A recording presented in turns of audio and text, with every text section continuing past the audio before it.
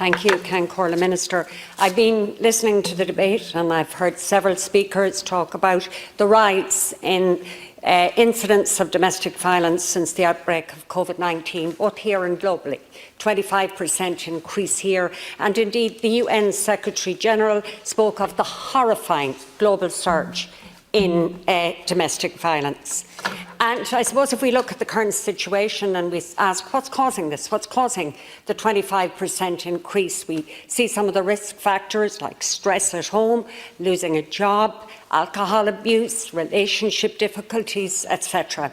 And if you couple that with a decrease in the level of support for the victims, you see the awful outcomes. And I think it's important to say that 90% of the victims are women, but 10% are men. And I think we need to remember that. But at the end of the day, whether the victim is male or female, domestic violence is always about an abuse of power.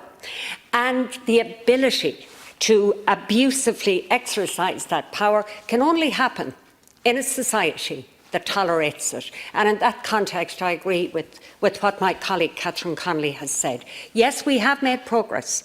You spoke about the legislation on coercive control, and that's a positive response. It's slow burning, but it can be built on. The Still Here awareness campaign and the Operation Free Shift are indications that we as a society are taking steps that we will not tolerate it. And several deputies have spoken about Minister Doherty and the steps she took around to allow victims of domestic violence access the emergency rent supplement scheme, and that has been positive. But Minister, I don't know, there's something really wrong. You spoke, and other deputies, about some of the most horrifying cases of domestic violence in Ireland, and they shake us to our core. But we know there's so many more cases.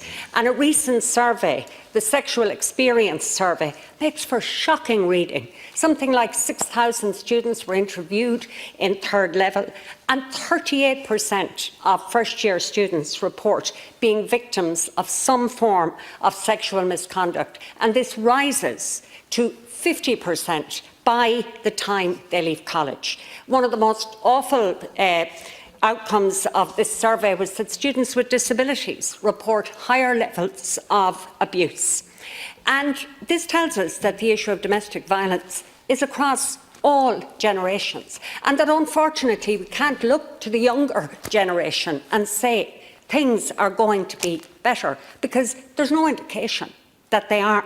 So I think there's two issues. The first one is, how do we stop or decrease domestic violence? And secondly is, how do we respond to the victims? For the latter, I have acknowledged that progress has been made, but the resources are still woefully inadequate because of the size of the problem. And black spots, again, Deputy Connolly referred to 9 counties, but I know my own constituency, we do not have a domestic violence refuge. County Council has helped, but it's still an issue. And we can't speak of an escalating problem and at the same time not have a refuge there for the victims of domestic violence. And I suppose finally, Minister, just before I finish, the really difficult question is, how can we prevent, or if you like, reduce the number of domestic violence incidents in the first place? Well, I certainly don't have all the answers, but I think in the first place we have to recognise it, we have to put it out there, and that it's very visible.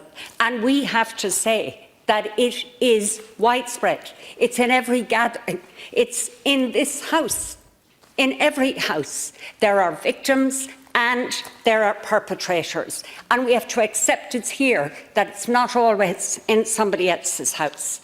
I think we need to look at our schools and see how they shape our attitudes to domestic violence and find ways of influencing attitudes right across society. I've said it's a huge challenge, and perhaps finally, Minister, one of the ways that we might look at really, for once and for all, dealing with that challenge is to perhaps the next government might look at appointing a minister specifically with responsibility for domestic violence. Thank you.